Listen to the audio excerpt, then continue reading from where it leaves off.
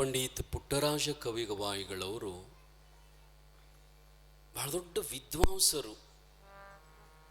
ಅಂಧ ಅನಾಥರ ತಂದೆ. ಎಷ್ಟು ಸುಂದರವಾದ ವಚನವನ್ನು ಬರೆದರು ನೋಡ್ರಿ. ಸುಖ ಎಲ್ಲಿದ ಬರ್ತದ ಮತ್ತು ದುಃಖ ಎಲ್ಲಿದ ಬರ್ತದ ಅನ್ನುವುದನ್ನ ಅವರು ಒಂದೊಂದು ಮಾತಿನೊಳಗೆ ಹೇಳಿಬಿಟ್ರು. ಪಾಪದ ಫಲವೇ ದುಃಖ, ಪುಣ್ಯದ ಫಲವೇ ಸುಖ. ಇದನ್ನ ಸಂಸ್ಕೃತದೊಳಗೊಬ್ಬ ಬಹಳ ಚಂದ ಕವಿನೂ ಹೇಳ್ಯಾನ್ರಿ. ನೀವೆಲ್ಲ ಏನ್ ಮಾಡ್ತೀರಂತ, ಒಟ್ಟು ಸುಖ ಬರ್ಲಿ ಬರ್ಲಿ ಬರ್ಲಿ ನಾವು ಆರಾಮಿರ್ಲಿ ಅಂತ ಅಂತೀರಷ್ಟೇ, ಆದ್ರೆ ಅದು ಎದರಿಂದ ಬರ್ತದ ಅನ್ನುವುದನ್ನ ಅರಿತುಕೊಂಡಿಲ್ಲ. ಪುಣ್ಯಶ್ಯ ಫಲಂ ಇಚ್ಛಂತಿ. ಸುಖ ಅಂದ್ರೆ ಏನು? ಅದು ಪುಣ್ಯದ ಫಲ. ಪುಣ್ಯಶ್ಯ ಫಲಂ ಇಚ್ಛಂತಿ ಪುಣ್ಯಂ ನೆಚ್ಚಂತಿ ಮಾನವ. ಸುಖಾರ ಬರ್ಲಂತೀರಿ, ಆದ್ರೆ ಸುಖ ಎಲ್ಲಿದ ಬರ್ತದರಿ? ಯಾರು ಪುಣ್ಯ ಮಾಡಿರ್ತಾರಲ್ಲ, ಯಾರು ಪರೋಪಕಾರ ಮಾಡಿರ್ತಾರಲ್ಲ, ಯಾರು ಇನ್ನೊಬ್ಬರಿಗೆ ಸಹಾಯ ಮಾಡಿರ್ತಾರಲ್ಲ, ಅದರಿಂದನ ಸುಖ ಬರ್ತದ. ಪುಣ್ಯದ ಫಲವೇ ಸುಖ. ಇನ್ನ ಪಾಪರ ದುಃಖರ ಬ್ಯಾಡಂತೀರಿ. ಪಾಪಶ್ಯ ಫಲಂ ನೆಚ್ಚಂತಿ ಪಾಪಂ ಕುರ್ವಂತಿ ಯತ್ನತಃ. ದುಃಖರ ಬ್ಯಾಡಂತೀರಿ, ಆ ದುಃಖ ಬ್ಯಾಡಂತೀರಿ ಮತ್ತು ಪ್ರಯತ್ನ ಪೂರ್ವಕವಾಗಿ ಪಾಪ ಮಾಡ್ತೀರಿ. ಪಾಪ ಎಲ್ಲಿದ ದುಃಖ ಎಲ್ಲಿದ ಬರ್ತದಂದ್ರ ಅದು ಪಾಪದಿಂದನ ಬರ್ತದ. ಹೆಂಗದ ನೋಡ್ರಿ, ನಾವು ಪಾಪವನ್ನು ಮಾಡುವುದು ಬಿಡಬೇಕು. ದುಃಖಕ್ಕೆ ಎರಡು ಕಾರಣದವಂತರಿ. ಏನು? ನಾವು ಮಾಡಿದ ಪಾಪ ನಮ್ಮನ್ನ ದುಃಖ ರೂಪದಿಂದ ಬರ್ತದ ನಮಗ. ಇನ್ನೊಂದು, ನಮ್ಮಲ್ಲಿರ್ತಕ್ಕಂಥ ಮೋಹ ಅದಲ್ಲ, ಅದು ಕೂಡ ದುಃಖಕ್ಕೆ ಕಾರಣದ. ಏನಂತಂದ್ರ, ಇದು ನಂದು, ಇದು ನನ್ನ ಬಿಟ್ಟು ಹೋಗಬಾರ್ದು, ಇದೆಲ್ಲ ನನಗ ಆಗಬೇಕು ಅಂತಕ್ಕಂಥದ್ದು ಏನು ಮೋಹ ಅದಲ್ಲ, ಆ ಮೋಹನೂ ದುಃಖಕ್ಕೆ ಕಾರಣದ. ಮತ್ತು ನಾವು ಮಾಡಿದ ಪಾಪನೂ ಕೂಡ ನಮಗೆ ದುಃಖಕ್ಕೆ ಕಾರಣದ. ಅದಕ್ಕೆ ನಾವು ಸುಖದಿಂದ ಇರಬೇಕಾಗಿತ್ತು ಅಂತಂದ್ರೆ ಏನು ಮಾಡ್ಬೇಕಂತಂದ್ರೆ, ಯಾವತ್ತೂ ಪುಣ್ಯವನ್ನು ಮಾಡಬೇಕು, ಪರೋಪಕಾರ ಮಾಡಬೇಕು. ನಾ ಅಂತೀನಿ, ಯಾರಿಗೆ ಸಾಹುಕಾರತನ ಬೇಡಾಗ್ಯದ ರೀ? ಯಾರಿಗೆ ದೊಡ್ಡದ ಮಣಿ ಮೇಲೆ ಮಣಿ, ಮಣಿ ಮೇಲೆ ಮಣಿ, ದೊಡ್ಡ ಮಣಿ ಯಾರಿಗೆ ಬೇಡಾಗ್ಯದ ರೀ? ಎಲ್ಲರಿಗೂ ದೊಡ್ಡ ಮಣಿನ ಬೇಕಾಗ್ಯದ, ಎಲ್ಲರಿಗೂ ದೊಡ್ಡ ಕಾರುಗಳು ಬೇಕಾಗ್ಯದ, ಮನ್ಯಾಗ ಕಿಲೋ ಗಂಟ್ಲೆ ಬಂಗಾರ ಬೇಕಾಗ್ಯದ. ಖರೆ ಬರುವಲ್ತಿ. ಯಾಕಂದ್ರ ಅದು ಹಂಗ ಬರಂಗಿಲ್ರಿ, ನಾವು ಎಷ್ಟು ಕೊಡ್ತೀವಲ್ಲ ಅಷ್ಟು ಬರ್ತದ. ಅದು ಅದೇನಂದ್ರ, ನಾವು ಮತ್ತು ಕೊಟ್ಟಷ್ಟು ಅಟ್ಟ ಬರಂಗಿಲ್ರಿ, ಅದು ಅದರ 3 ಪಟ್ಟು ಹೆಚ್ಚು ಬರ್ತದಂತ ಶಾಸ್ತ್ರದೊಳಗೆ ಬರೀತಾರೆ. ನಾವು ಎಷ್ಟು ಕೊಡ್ತೀವಲ್ಲ ಕೊಟ್ಟದ್ರ 3 ಪಟ್ಟು ಹೆಚ್ಚು ಬರ್ತದಂತ. ಪರಮಾತ್ಮ ಹಂಗ ಕೊಡ್ತಾನಂತ. ಕೊಟ್ಟದ್ದು ತನಗೆ, ಬಚ್ಚಿಟ್ಟದ್ದು ಪರರಿಗೆ.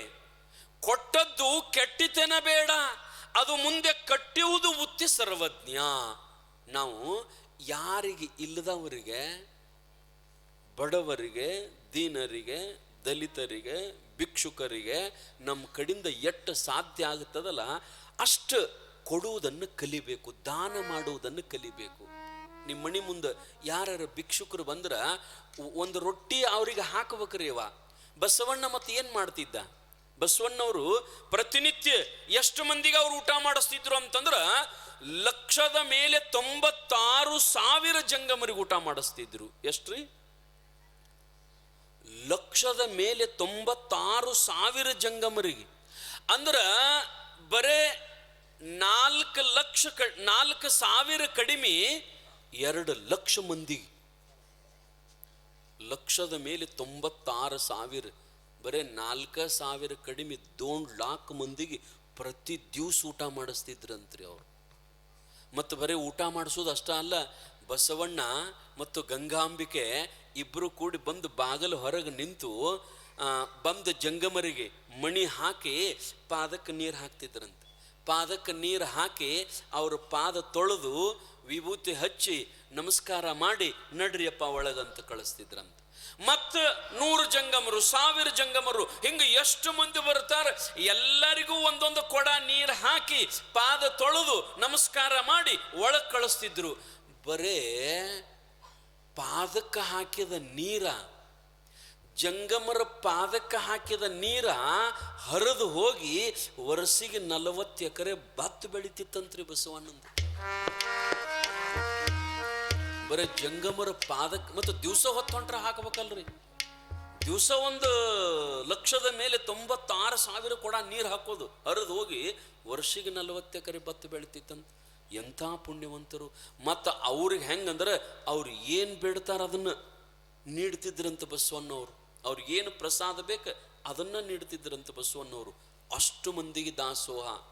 ನೀವು ಅಷ್ಟು ಮಂದಿಗೆ ಏನು ಮಾಡಬೇಡ್ರಿ, ನಿಮಗೆ ಎಷ್ಟು ಸಾಧ್ಯ ಆಗ್ತದ ಅಷ್ಟು ಮಂದಿಗರ ಒಂದಿಷ್ಟರ ಯಾಕೊಲ್ದಕ್ಕೆ ಪ್ರತಿನಿತ್ಯ ನಮ್ಮ ಮನೆಯೊಳಗಿಂದ ಒಂದು ತುತ್ತರ ಹಣ್ಣು ಹೊರಗೆ ಹೋಗ್ಬೇಕಂತ್ರಿ. ಅವ ದಿವಸ ಒಟ್ಟು ಗೀತಾದೊಳಗೆ ಬರೀತಾರೆ ಏನಂತಂದ್ರೆ, ನಮ್ಮ ಸಲುವಾಗಿನ ನಾವು ಅಡಿಗೆ ಕುದಿಸಬಾರ್ದಂತ್ರಿ, ನನ್ನ ಸಲುವಾಗಿನ ನಾ ಹುರಿಬಾರ್ದು, ನಮ್ಮ ಸಲುವಾಗಿನ ನಾವು ಅಡಿಗೆ ಮಾಡಬಾರ್ದು.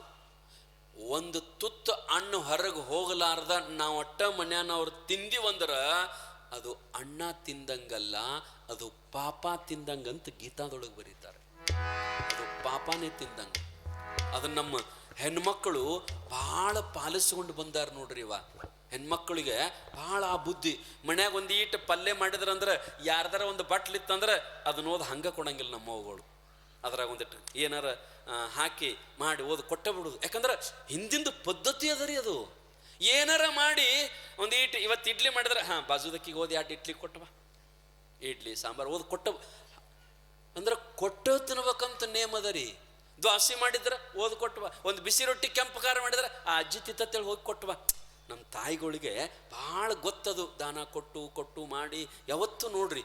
ಮತ್ತು ನಿಮ್ಗೊಂದು ಗೊತ್ತಿರ್ಬೇಕು, ಪ್ರತಿಯೊಂದು ಮನೆಯೊಳಗೆ ಒಂದು ಮಾತದ ಏನಂತಂದ್ರೆ, ಮೊದಲನೇ ರೊಟ್ಟಿ ಮನಿ ಹಿರಿ ಮಗ ತಿನ್ನಬಾರ್ದಂತ. ಅದು ಒಂದು ರೂಢಿ ಅದ ನೋಡ್ರಿ, ಹೌದಿಲ್ರಿ? ಮೊದಲು ಅವು ರೊಟ್ಟಿ ಮಾಡಕ್ ಕೂತ್ಲು ಅಂದ್ರೆ 4 ಮಕ್ಕಳು ಇರ್ತಾವ. ಹಿರಿ ಮಗ ಬಂದು ಯವ್ವ ಆ ರೊಟ್ಟಿ ನನಗ ಕೊಡಂದ್ರ ನಿನಗೆ ಕೊಡಂಗಿಲ್ಲ, ಅವ್ನು ಸಣ್ಣವ್ ತಿನ್ಲ ಅದನ್ನು. ಮೊದಲಿಂದ ನನಗ ಬೇಕು. ಇಲ್ಲೋ, ಮೊದಲಿಂದ ರೊಟ್ಟಿ ನೀ ತಿನ್ನಬಾರ್ದು ಅಂತೀರಿಲ್ಲ ನೀವು. ಮೊದಲನೇ ರೊಟ್ಟಿ ಮನಿ ಹಿರಿ ಮಗ ತಿನ್ನಬಾರ್ದಂತ. ಯಾಕ್ರಿ? ಕಾರಣ ಏನು? ಯಾಂಬಲ್ರಿ ಮೊದಲಿನವ್ರು ಹಂಗೆ ಹೇಳ್ಕೊತ ಬಂದಾರ, ನಾವು ಹಂಗೆ ಹೇಳ್ಕೊತ ಹೊಂಟೀವ್ರಿ ಅಷ್ಟೇ. ನಮ್ಮ ಆಯಿ, ನಮ್ಮ ಮುತ್ಯ, ನಮ್ಮ ಅಪ್ಪ ಎಲ್ಲ ಹೇಳ್ಕೊತ ಬಂದಾರ. ಮನ್ಯಾಗ ಹಿರಿ ಮಗ ಅದನ್ನ ಮೊದಲನೇ ರೊಟ್ಟಿ ತಿನ್ನಬಾರ್ದಂತ ಹೇಳ್ಕೊತ ಬಂದಾರ, ನಾವು ಹಂಗೆ ಹೇಳ್ಕೊತ ಬಂದೀವಿ. ಯವ್ವ ಲಕ್ಷ ಕೊಡ್ರಿ, ಮನ್ಯಾಗ ಮೊದಲನೇ ರೊಟ್ಟಿ ಹಿರಿ ಮಗ ಅಟ್ಟ ಅಲ್ಲ, ಯಾ ಮಗನೂ ತಿನ್ನಬಾರ್ದು ಅದನ್ನ ಮನ್ಯಾಗ. ಮೊದಲನೇ ರೊಟ್ಟಿ ಮನಿ ಹಿರಿ ಮಗ ಅಟ್ಟ ಅಲ್ಲ, ಯಾ ಮಗನೂ ತಿನ್ನಬಾರ್ದು ಅದನ್ನ. ಯಾಕೆ ತಿನ್ನಬಾರ್ದು ಅಂತಂದ್ರೆ, ಪ್ರತಿಯೊಂದು ಮನ್ಯಾಗ ಆ ಮೊದಲನೇ ರೊಟ್ಟಿ ಎಲ್ಲಿ ಹೋಗ್ಬೇಕಂದ್ರ ಮಠಕ್ಕೆ ಹೋಗ್ಬೇಕಂತದು. ಮೊದಲನೇ ಮಾಡಿದ ರೊಟ್ಟಿ ಅದು ಮಠಕ್ಕೆ ಹೋಗ್ಬೇಕು, ದೇವಸ್ಥಾನಕ್ಕೆ ಹೋಗ್ಬೇಕು. ಹಿಂದಿನ ಕಾಲದಾಗ ನೋಡ್ರಿ ಬಾಣದ ರೊಟ್ಟಿ ಅವ್ರಂತ ಬರ್ತಿದ್ರು, ಈಗ ಬರ್ತಾರ? ಒಂದು ತಟ್ಟಿ ತಗೊಂಡು ದುರುಡಿ ತಗೊಂಡು ಬಾಣದ ರೊಟ್ಟಿ ಕೊಡ್ರಿ ಅಂತ ಬರ್ತಿದ್ರು ಮಣಿ. ಯಾಕಂದ್ರ ಕೊಡೋದು ಪದ್ಧತಿ ಅದ. ಮೊದಲನೇ ರೊಟ್ಟಿ ಅಲ್ಲಿ ಕೊಡ್ಬೇಕು ನಾವು. ಅದಕ್ಕನ ನಾವು ಅದ್ರಾಗ ನಮ್ಮವ್ಗಳು ಭಾಳ ಶಾಣ್ಯಾರ್ರಿ. ಏನು ಮಾಡ್ತಾರಂದ್ರೆ, ಮೊದಲನೇ ರೊಟ್ಟಿ ಎಲ್ಲಿ ಮಗ್ಗು ಕೊಡೋದು ಬೇಡ, ದೇವ್ರಿಗೂ ಕೊಡೋದು ಬೇಡ, ಮಠಕ್ಕೂ ಕೊಡೋದು ಬೇಡ ಅಂಥೇಳಿ ಒಂದಿಟ್ಟು ಕಾಳು ಸಾಂದ್ ಒಂದಿಟ್ಟು ಮಾಡ್ತಾರೆ.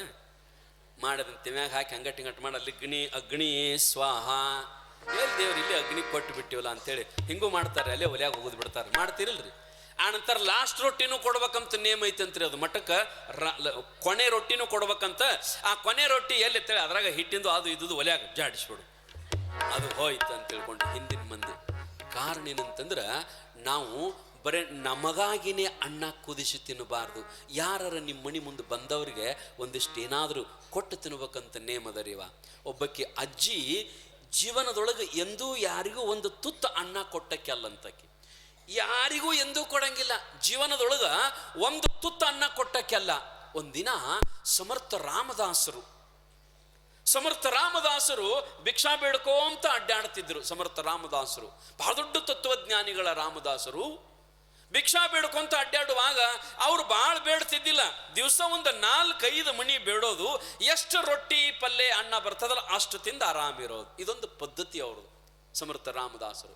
ಮತ್ತು ಇವತ್ತು ಹಾದ ಮನೆಗೆ ನಾಳೆ ಹೋಗ್ತಿದ್ದಿಲ್ಲ ಅವರು, ಬೇರೆ ಬೇರೆ. ಯಾಕ ಬೇಸರ ಆಗಬಾರ್ದು ಅವರಿಗೆ. ಹೊಳ್ಳೆ ನಮ್ಮ ಮನೆಗೆ ಬರ್ತದ ನೋಡಿದಂತ ನೀವು ಅನ್ನೋ ಪೈಕಿನ ನೋಡ್ರಿ. ಮತ್ತೆ ದಿವಸ ಹೊತ್ತು ಅಂಡ್ರೆ ನಮ್ಮ ಮನಿನ ಐತೇನು ಸ್ವಾಮಿ, ಬೇರೆ ಮನೆ ಇಲ್ಲೇನಂತ ಅನ್ನೋ ಮಂದಿ. ಅದಕ್ಕೆ ರಾಮದಾಸರು ಏನಂತಿದ್ರಂದ್ರೆ, ಒಂದು ಹಾದ ಮಣಿಗೆ ಅದ ಮಣಿಗೆ ಹೋಗಿದ್ದಲ್ಲ, ಬೇರೆ ಬೇರೆ ಮಣಿಗಳಿಗೆ ಹೋಗಿದ್ರು. ಅಲ್ಲಿ ಅಜ್ಜಿ ಮಣಿ ಅದೊಂದಿಟ್ಟು ದೂರ ಇತ್ತು. ಆ ಮಣಿಗೆ ಹೋಗ್ಬೇಕಂತ ತಿಳ್ಕೊಂಡು ಹೊಂಟಿದ್ರು. ಅಲ್ಲಿದ್ದ ಮಂದಿ ಹೆಣ್ಮಕ್ಕಳು ಕೇಳಿದ್ರು, ಮುತ್ಯ ಅಜ್ಜ ರಾಮದಾಸರೇ ಈ ಕಡೆ ಹೊಂಟಿಲ್ಲ, ಮತ್ತೆ ಎಲ್ಲಿಗೆ ಹೊಂಟಿರ ಅಂದ್ಕೂಡ್ಲೆ ಅಲ್ಲೊಂದು ಮಣಿ ಕಾಣಕತ್ತೈತಲ್ಲ, ಅದು ಭಾಳ ದಿವಸ ಆಯ್ತು ಅವ್ರ ಮನ್ಯಾಗ ಬೇಡ್ಕೊಂಡಿಲ್ಲ, ಅವ್ರ ಮನ್ಯಾಗ ನಿಡಿಸ್ಕೊಂಡಿಲ್ಲ, ಅಲ್ಲೆಟ್ಟು ಹೋಗಿ ಬರ್ತೀನಿ ರೊಟ್ಟಿ ನಿಡಿಸ್ಕೊಳಕ. ಅವ್ರಂದ್ರು ಅಲ್ಲಿ ಹೋಗ್ಬೇಡ್ರಿ ಅಂದ್ರು ಅವ್ರು. ಯಾಕಂತಂದ್ರ ಅವ್ರು ನೀಡಂಗೆ ಇಲ್ಲ. ಕೆಲವೊಬ್ರದ್ದು ಪದ್ಧತಿ ಇರ್ತತೆ ಅಂತ್ರಿ, ಒಂದೊಂದು ಪದ್ಧತಿ ಏನಂದ್ರ ನೀಡಲಾರದ ಒಂದು ಪದ್ಧತಿ ಅವ್ರು ಅದನ್ನು ಪಾಲಿಸ್ಕೊಂಡು ಬಂದಿರ್ತಾರ. ನಮ್ಮ ಅಪ್ಪ ನೀಡಿಲ್ಲ, ನಮ್ಮ ಮುತ್ಯ ಕೊಟ್ಟಿಲ್ಲ, ನಾವು ಕೊಡಂಗಿಲ್ಲ, ನಮ್ಮ ಮಕ್ಕಳಿಗೆ ಹೇಳಿ ಸಾಯ್ತೀವಿ, ನಮ್ಮ ಮನ್ಯಾಗಿಂದ ಯಾರಿಗಾರ ಏನಾರ ಇದು ಎಲ್ಲರಿಗೂ ಪದ್ಧತಿ ಇರತ್ತಲ್ರಿ. ಯಾರಿಗೂ ಏನು ಕೊಡಬೇಡ ಅಂತ ತಿಳ್ಕೊಂಡು ಅವ್ರದ್ದೊಂದು ಪದ್ಧತಿ ಇತ್ತಂತ. ಅವ ಹೋಗುವಾಗಿಲ್ರಿ ಅವ್ರ ಮನ್ಯಾಗ ಪದ್ಧತಿ ಐತ್ರಿ, ಅದು 100 ವರ್ಷಗಳಿಂದ ಪಾಲಿಸ್ಕೊಂಡು ಬಂದಾರ. ಒಂದು ಅನ್ನದಗಳು ಹೊರಗೆ ಹೋಗ್ಲಾರ್ದಂಗೆ ನೋಡ್ಕೋತಾರ ಅವರು, ಒಟ್ಟ ನೀಡಂಗಿಲ್ಲ. ಅವ ಸಮರ್ಥ ರಾಮದಾಸ ಏನಂದ ಅಂತಂದ್ರೆ, ಅವ್ರದ್ದು ನೋಡು ನೋಡ್ರಿ ನಾ ಹೋಗೇ ಬಿಡ್ತಾನೆ ಅಂತೇಳಿ ಅವ್ರ ಮನೆಗೆ ಹಾದ. ಭವತಿ ಭಿಕ್ಷಾಂದೇಹಿ ಅಂದ.